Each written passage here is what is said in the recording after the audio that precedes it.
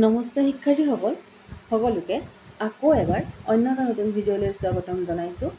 আজি আমি আলোচনা কৰিম ক্লাছ 11ৰ তোমালোকৰ অসমৰ বিহু উৎসৱ নামৰ যোনটো ছাবজেক্ট আছে সেই ছাবজেক্টৰ তোমালোকৰ 6 নম্বৰ অধ্যায় অসমৰ জনগোষ্ঠীয় বিহু পৰিচয়ৰ তোমালোকৰ যোনটো ইয়াৰে পাৰ্ট 4 আছে বা 4 নম্বৰ বা ঘ নম্বৰ যোনটো মানে পাৰ্ট আছে সেই পাৰ্টটো হৈছে ৰাভা জনগোষ্ঠীৰ বিহু। আৰু আমি ইয়াৰ পিছৰটো 5 নম্বৰ যোনটো পাৰ্ট আছিলে সেইটো আলোচনা কৰিলোঁ আৰু আগৰ গোটেইখিনি পাৰ্ট আমি আলোচনা কৰিছোঁ। গোটেই চেপ্টাৰখিনি আমি আলোচনা কৰিছোঁ। চেপ্টাৰৰ মানে কুৱেশ্যন আনচাৰৰ ভিডিঅ'সমূহ আমি এই চেনেলটোত দিছোঁ। গতিকে তোমালোকে সেই ভিডিঅ'সমূহ যদি চোৱা নাই তেতিয়াহ'লে লিংকটো ডেছক্ৰিপশ্যন বক্সৰ লগতে এণ্ড স্ক্ৰীনত লগাই দিয়া হ'ব, তোমালোকে চাই ল'বা। আৰু চেনেলটো যদি প্ৰথমবাৰৰ বাবে আহিছা তেনেহ'লে চেনেলটো ছাবস্ক্ৰাইব কৰি লগতে থকা বেল আইকনটো হিট কৰি থ'বা, যাতে তোমালোকে তোমালোকৰ প্ৰয়োজনীয় ছাবজেক্টৰ ভিডিঅ'সমূহ প্ৰথমতেই পোৱা। ঠিক আছে, আৰু এতিয়া আমি পলম নকৰি ভিডিঅ'টো আৰম্ভ কৰোঁ ব'লা। ইয়াৰে তোমালোকৰ প্ৰথমটো প্ৰশ্ন সুধিছে যে ৰাভা জনগোষ্ঠীৰ বিহু কি নামেৰে জনা যায়? উত্তৰ তোমালোকে লিখিব পাৰা যে ৰাভা জনগোষ্ঠীৰ বিহুক বিচুৱা নামেৰে জনা যায়। কি নামেৰে জনা যায়? বিচুৱা। ঠিক আছে। 2 নম্বৰ প্ৰশ্নটো তোমালোকক সুধিছে বিচুৱা উৎসৱক ৰাভাসকলে কেইদিনীয়াকৈ উদযাপন কৰে? তোমালোকে উত্তৰ লিখিব পাৰা বিচুৱা উৎসৱক ৰাভাসকলে 3 দিনীয়াকৈ উদযাপন কৰে। কেইদিনীয়াকৈ? 3 দিনীয়াকৈ। 3 নম্বৰ প্ৰশ্ন তোমালোকক সুধিছে ৰাভাসকলে বহাগৰ প্ৰথম দিনটো কি হিচাপে উদযাপন কৰে? উত্তৰ তোমালোকে লিখিবা ৰাভাসকলে বহাগৰ প্ৰথম দিনটো জাব্ৰে ৰুগুকাই হিচাপে উদযাপন কৰে। আৰু এইখিনিতে তোমালোকক জনাওঁ যে তোমালোকে এই প্ৰশ্ন মানে অনুশীলনীৰ যোনসমূহ প্ৰশ্ন আছে সেই প্ৰশ্নৰ উত্তৰসমূহ যদি ভালকৈ পঢ়া, ভালকৈ চোৱা, তেতিয়াহ'লে মাজৰ পৰা যদি কিবা কুৱেশ্যন দি দিয়ে সেই কুৱেশ্যনৰ আনচাৰসমূহ তোমালোকে নিজাববীয়াকৈ কৰিব পাৰিবা। গতিকে এই প্ৰশ্নৰ উত্তৰসমূহ তোমালোকে ভালদৰে পঢ়ি যাবা আৰু নোটছবোৰ বনাই যোৱা ধুনীয়াকৈ, স্ক্ৰীনশ্বট লোৱা, লিখি যোৱা। ঠিক আছে। তোমালোকৰ প্ৰিপাৰেশ্যন কেনে চলিছে? আৰু পৰীক্ষাটো পালেহিয়ে, মাজত মাত্ৰ কেইমাহমান আছে। তোমালোকৰ চাগে এতিয়া এক্সাম হ'বই প্ৰি ফাইনেলৰ। গতিকে তোমালোকে এই ভিডিঅ'সমূহ ধুনীয়াকৈ চোৱা, লগৰ বন্ধু বান্ধৱীৰ সৈতেও শ্বেয়াৰ কৰা, যাতে যাক যাক প্ৰয়োজন আছে তেওঁলোকে ভিডিঅ'সমূহো পায়, আৰু তোমালোকে নোটছ বনাই ধুনীয়াকৈ পঢ়া। ঠিক আছে।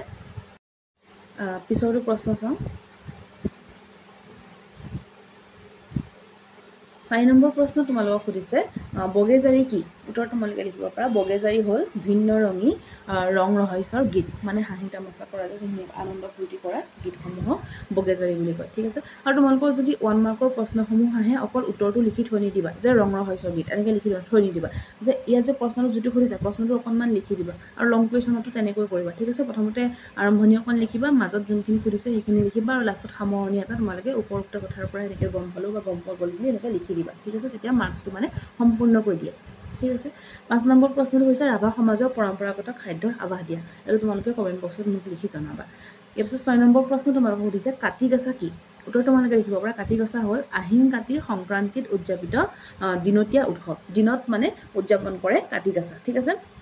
কেতিয়া উদযাপন কৰে, কোন মাহত উদযাপন কৰে? আহিন মাহত। যদি প্ৰশ্ন আহে কাতি গছা কোন মাহত উদযাপন কৰা হয়, তেতিয়াহ'লে তোমালোকে লিখিবা আহিন কাতিৰ সংক্ৰান্তিত উদযাপন কৰা হয়। আহিন মাহত নহয়, আহিন কাতিৰ সংক্ৰান্তিত। ঠিক আছে।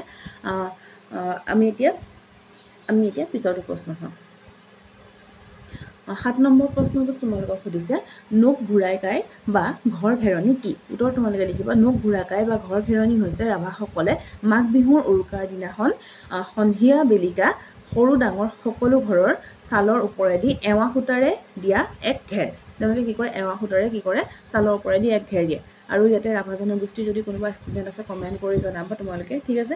এই পৰ্বটোৰ মাঘৰ দুমাচিৰ শুভাৰম্ভ কৰা হয়। এই পৰ্বটো কি কৰা হয়? মাঘৰ যোনটো দুমাচি তেওঁলোকে পালন কৰে তাৰ শুভাৰম্ভ এই পৰ্বটোৰ জৰিয়তে তেওঁলোকে কৰে। ইয়াৰ পিছতে 8 নম্বৰ প্ৰশ্ন ৰাভা সমাজত বহাগ বিহুত কণী যুঁজ খেলাৰ নিয়ম আছেনে বুলি কৈছে। উত্তৰত কি হ'ব? ৰাভা সমাজত বহাগ বিহুত কণী যুঁজ খেলাৰ নিয়ম নাই। এতিয়া কোনটো সমাজত আছে, কোনে বহাগ বিহুৰ সময়ত কণী যুঁজ খেলে সেইটো মোক জনাবা।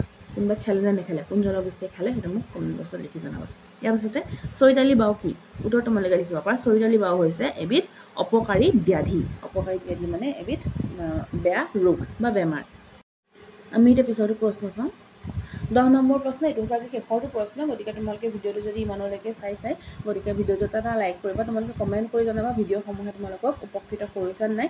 আৰু মই কৈছোঁ অনুশীলনী প্ৰশ্নসমূহ যদি তোমালোকে ভালদৰে পঢ়া, মাজৰ পৰা যিকোনো কুৱেশ্যন দিলেও তোমালোকে কৰিব পাৰিবা। আৰু তোমালোকে মোক কমেণ্ট বক্সত লিখি জনাবা তোমালোকৰ বাবে কোনটো ছাবজেক্টৰ ভিডিঅ' আকৌ নতুনকৈ লৈ আহিব লাগে, সেইটো মোক কমেণ্ট বক্সত লিখি জনাবা, মই লৈ আহিম। আৰু ভিডিঅ'সমূহ চাই কেনে পাইছা কমেণ্ট বক্সত লিখি জনোৱাৰ লগতে লগৰ বন্ধু বান্ধৱীৰ সৈতেও শ্বেয়াৰ কৰিবা, যাতে যাক যাক প্ৰয়োজন আছে তেওঁলোকে ভিডিঅ'সমূহ পায়।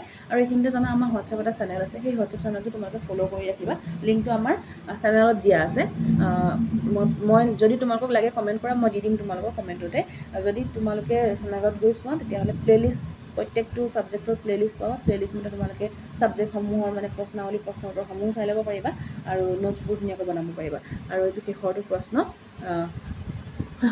প্ৰশ্ন তোমালোকক সুধিছে গ্ৰীমবুদা বা বিছা কি উত্তৰ তোমালোকে লিখিব পাৰা যে গ্ৰীমবুদা বা বিছা হৈছে ৰাভাসকলৰ শাৰদীয় উৎসৱ ঠিক আছে আৰু তোমালোকে ভিডিঅ'টো যে শেষলৈকে চাইছা ইমানলৈকে চাইছা গতিকে তোমালোকৰ বহুত বহুত ধন্যবাদ তোমালোকৰ ভাল হওক সেই কামৰে তোমালোকৰ আজি এই বিহু ছাবজেক্টৰ অনুশীলনী প্ৰশ্ন উত্তৰৰ যোনটো ভিডিঅ'ৰ মই ছেশ্যন লৈছিলোঁ সেই ছেশ্যনটো আজি শেষ হৈছে ঠিক আছে তোমালোকক বহুত বহুত ধন্যবাদ